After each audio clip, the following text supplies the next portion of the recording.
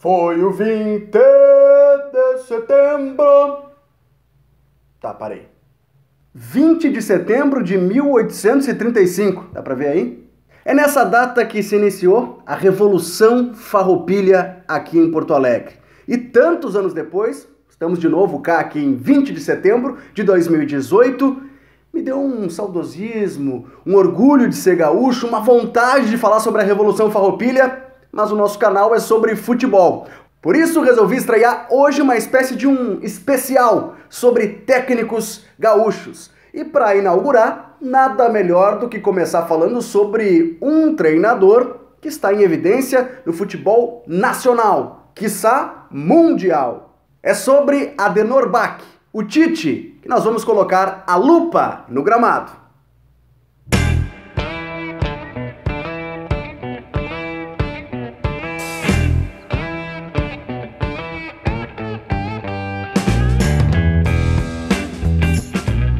Para quem não sabe, Adenor Bach, Tite, foi jogador de futebol, jogou no Guarani de Campinas, foi vice-campeão brasileiro, depois retornou para sua cidade natal, Caxias do Sul, e lá começou a se transformar em treinador de futebol. Passou pelo Veranópolis, pelo Garibaldi, chegou ao Caxias. E com o Caxias foi campeão gaúcho em 2000. Isso é um feito incrível, porque na era moderna do futebol gaúcho, apenas 3 equipes do interior venceram o gauchão. O Novo Hamburgo recentemente, o Juventude em 98 e o Caxias de Tite em 2000, que bateu o Grêmio, então treinado por Antônio Lopes, e que tinha jogadores de peso dentro de campo, como Amato, Astrada e Ronaldinho no início de carreira. Tite foi contratado pelo Grêmio em 2001, o ano posterior ao título gaúcho, e no Grêmio colocou em campo uma ideia, uma filosofia de futebol que até então ninguém tinha se deparado ainda no Estádio Olímpico. O Grêmio, na sua identidade histórica, forma times aguerridos, de raça, de futebol direto, intenso,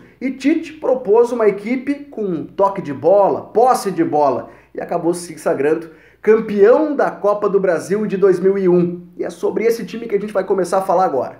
O esquema tático armado por Tite era esse, um 3-5-2.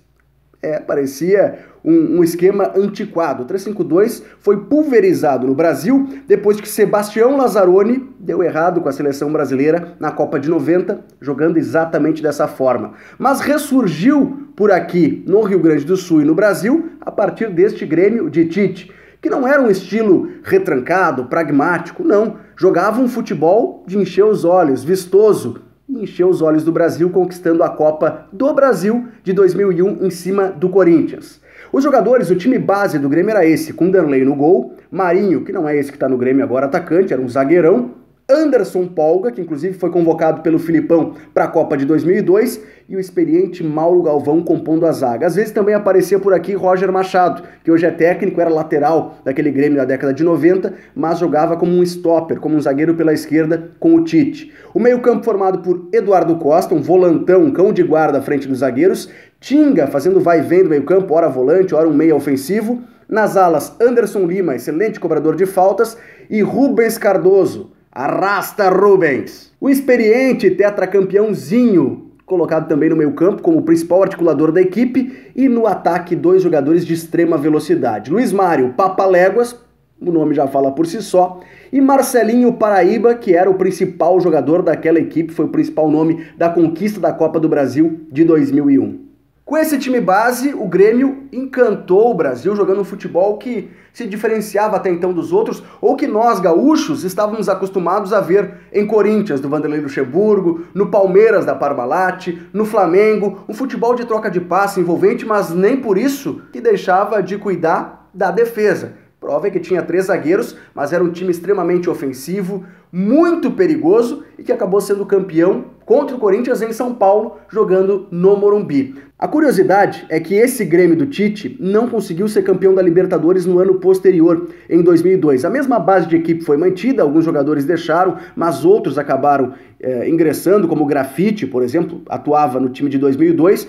Mesmo assim, o Grêmio não foi campeão. Acabou sendo eliminado na semifinal pelo Olímpia do Paraguai, que se sagrou campeão daquele ano, bem discutível, né, nas cobranças de penalidades aqui no Estádio Olímpico, enfim, é uma pena. Mas esse grande Grêmio, treinado pelo Tite, não conquistou o título da América. Mas alçou Tite a voos muito maiores. Do Grêmio, foi para o eixo Rio-São Paulo e a história a gente já sabe. Anos depois, Tite também iria para o outro lado do Rio Grande do Sul. No Internacional, formaria um time que também encantaria pelo futebol apresentado, mas que não se sagraria campeão da Libertadores, mas de um torneio continental, a Copa Sul-Americana. Com o Inter, Tite foi o primeiro treinador brasileiro, num time brasileiro, a ser campeão desta competição. O time organizado por Tite jogava dessa forma, com um losango no meio-campo, 4 zagueiros formando uma linha defensiva de respeito e sem centroavantes, a exemplo daquele Grêmio que a gente citou agora há pouco. O time base era formado por Lauro no gol, o Tite acabou barrando o Klemer, né, que depois foi transformado até em treinador de goleiros. Bolívar, que era zagueiro, virou lateral direito. Aliás, Bolívar já era lateral direito, foi levado para a zaga pelo Abel em 2006 e devolvido ao lateral por falta de contingência. Não tinha quem assumisse a posição. Junto com o Fernando Carvalho, o Tite acabou convencendo o Bolívar a jogar aqui. Os 2 zagueiros, Índio e Álvaro, e Marcão, que era outro zagueiro, formando a lateral esquerda. Edinho era um volantão, né, que dava pau até na sombra. Vocês lembram do Edinho, né? Abriu o meio campo. Magrão e Guinhazu fazendo o vai e vem do meio campo, Guinhazu caçando o adversário, o Magrão propondo um pouco mais o jogo. D'Alessandro, recém-contratado do São Lourenço, do futebol argentino, fazia esse vértice do losango do meio campo. E na frente, Alex com o pé invertido, ele canhoto pela direita, Nilmar pela esquerda fazendo a diagonal. Esse era o time base campeão da Copa Sul-Americana sob o comando de Tite. Da mesma forma, propondo o jogo, um futebol envolvente, goleando seus adversários, passou por cima do Chivas Guadalajara, passou por cima do Boca ganhando na própria La Bombonera, enfim, um time que também entrou para a história sob o comando de Adenor Bach, o Tite. Do Beira-Rio, Tite foi para São Paulo, foi treinar o Corinthians e aí sim, ganhou o Campeonato Brasileiro, ganhou a Libertadores, ganhou o Mundial de Clubes e todo o resto da história que a gente já sabe, hoje parando na seleção brasileira. Mas vale lembrar as raízes, né, da época que Tite surgiu do interior do Rio Grande do Sul, acabou estourando no Grêmio e depois também conquistando e encantando sob o escudo do Internacional. Espero que você tenha gostado. Se gostou, dá um like, já curte aqui o canal, compartilha com os teus amigos a boa nova, porque é um especial que a gente vai começar a organizar a partir de agora sobre os técnicos do Rio Grande do Sul e os times que entraram para a história aqui no A Lupa, no Gramado.